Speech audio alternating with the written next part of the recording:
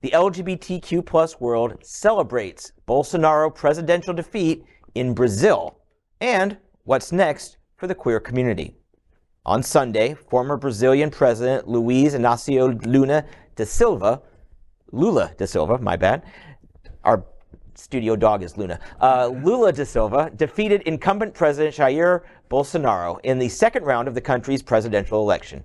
Brazil's Supreme Electoral Tribunal notes da Silva was ahead of Bolsonaro by a very tight margin, 50.86% to 49.14%, with about 99% of the electronic votes counted. The former Brazilian army captain faced sharp criticism because of his rhetoric against LGBTQ plus and intersex Brazilians, women, people of African and indigenous descent, and other groups. He has encouraged fathers to beat their sons if they think they are gay. Bolsonaro, during a 2019 press conference in the White House Rose Garden, stressed his, quote, respect of traditional family values, end quote. He condemned a 2019 Brazilian Supreme Court ruling that criminalized homophobia and transphobia.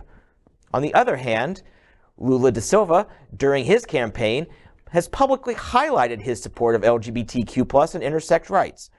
Julian Rodriguez, who was the coordinator of the Workers' Party's National Working Group from 2006 to 2012, noted to the Washington Blade during an interview that da Silva created the Health Ministry's Brazil Without Homophobia campaign in 2004.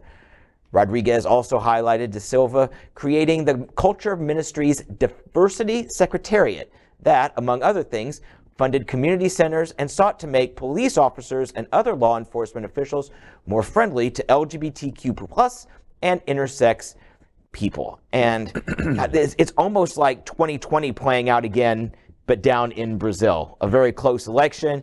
I checked right before we came on the air. Bolsonaro has not yet conceded to the results, so this could get ugly. And they actually have real, actual militias in much of this country, including roaming the streets.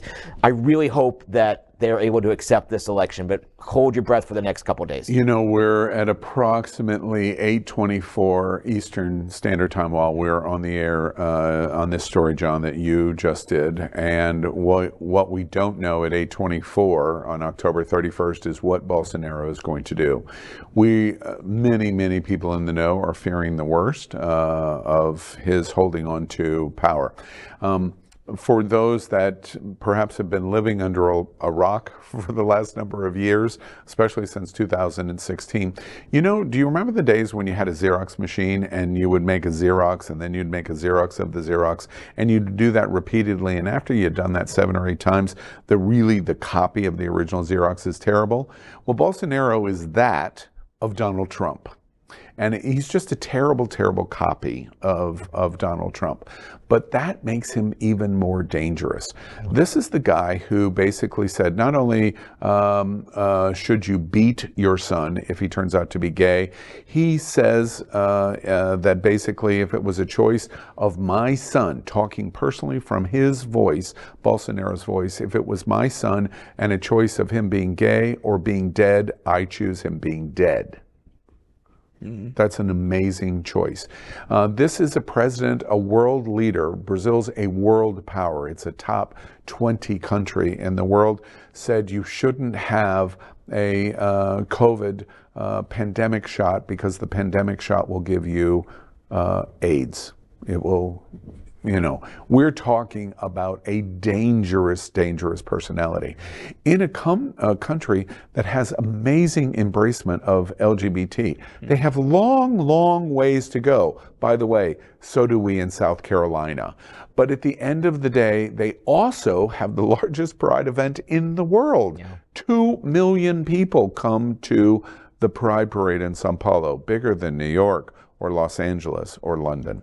And so it's a place that embraces, and they want to continue to move forward in their education, and Bolsonaro interrupted that. So Lula's election is welcome news, not only for Brazil, and Brazil's certainly their LGBTQ community, but the LGBTQ community all over the world, in that there is a breath of fresh air that perhaps Brazil is the first of many steps that we're going to see in places like Hungary and Russia and China and other places, and South Carolina. Wouldn't that be nice? LGBTQ plus news is vital for our community and for the broader world as a whole. We have enough enemies at Fox News. Tucker, Sean, and Laura are loud. We need passionate allies. Happening Out Television Network, Queer News Tonight, and It's Happening Out are literally out of the closet and into the headlines. Our community needs your support. Like this broadcast and subscribe now to ensure the growth of the entire LGBTQ plus community.